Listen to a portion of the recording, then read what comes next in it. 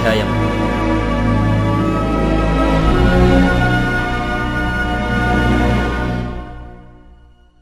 మీరు క్రీస్తుతో కూడా లేపబడిన వారైతే పైనున్న వాటినే వెదకుడి. అక్కడ క్రీస్తు దేవుని కుడిపార్శ్వమున కూర్చుండియున్నాడు. పైనున్న వాటి మీదనే గాని భూసంబంధమైన వాటి మీద మనస్సు పెట్టుకొనకుడి. ఏలయనగా మీరు మృతి పొందితిరి, మీ జీవము క్రీస్తుతో కూడా దేవుని యందు దాచబడి ఉన్నది.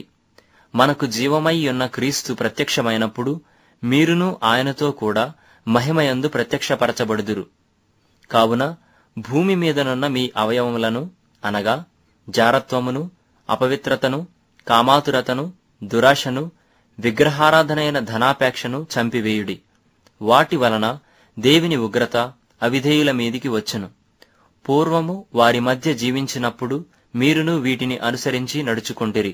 ఇప్పుడైతే మీరు కోపము, ఆగ్రహము, దుష్టత్వము, దూషణ, మీ నోట బూతులు అను వీటినన్నిటినీ విసర్జించుడి. ఒకనితో ఒకడు అబద్ధమాడకుడి. యాలయనగా ప్రాచీన స్వభావమును దాని క్రియలతో కూడా మీరు పరిత్యజించి జ్ఞానము కలుగు నిమిత్తము దానిని సృష్టించిన వాని పోలిక చొప్పున నూతన పరచబడుచున్న నవీన స్వభావమును ధరించుకొని ఉన్నారు. ఇట్టి వారిలో గ్రీసు దేశస్థుడని యూదుడని భేదము లేదు, సున్నతి పొందుటయని సున్నతి పొందకపోవుటయని భేదము లేదు, పరదేశీయని సిథియనుడని దాసుడని స్వతంత్రుడని లేదుగాని క్రీస్తే సర్వమును అందరిలో ఉన్నవాడునై ఉన్నాడు.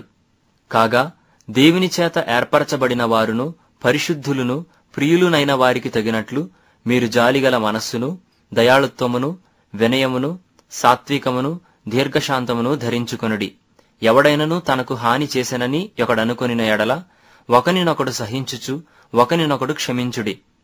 ప్రభువు మిమ్మును క్షమించినలాగున మీరును క్షమించుడి. వీటన్నిటిపైన పరిపూర్ణతకు అనుబంధమైన ప్రేమను ధరించుకొనుడి. క్రీస్తు అనుగ్రహించు సమాధానము మీ హృదయములలో ఏలుచుండనీయుడి. ఇందుకొరకే మీరొక్క శరీరముగా పిలువబడితిరి, మరియు కృతజ్ఞులై యుండుడి. సంగీతములతోనూ కీర్తనలతోనూ ఆత్మ సంబంధమైన పద్యములతోనూ ఒకనికి ఒకడు బోధించుచు బుద్ధి చెప్పుచు కృపాసహితముగా మీ హృదయములలో దేవుని గూర్చి గానము చేయుచు సమస్త విధములైన జ్ఞానముతో క్రీస్తు వాక్యము మీలో సమృద్ధిగా నివసింపనీయుడి.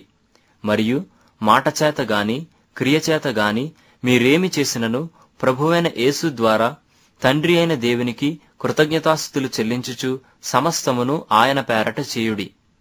భార్యలారా, మీ భర్తలకు విధేయులై ఉండుడి. ఇది ప్రభువును బట్టి యుక్తమై ఉన్నది. భర్తలారా, మీ భార్యలను ప్రేమించుడి, వారిని నిష్ఠుర పెట్టకుడి.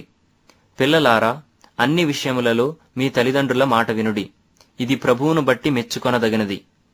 తండ్రులారా, మీ పిల్లల మనస్సు కృంగకుండునట్లు వారికి కోపము పుట్టింపకుడి.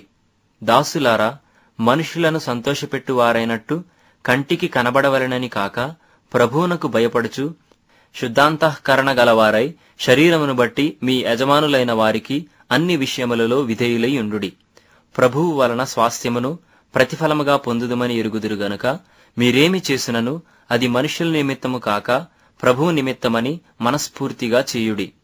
మీరు ప్రభువైన క్రీస్తునకు దాసులై ఉన్నారు. అన్యాయము చేసిన వానికి తాను చేసిన అన్యాయము కలది మరలా లభించును, పక్షపాతముండదు.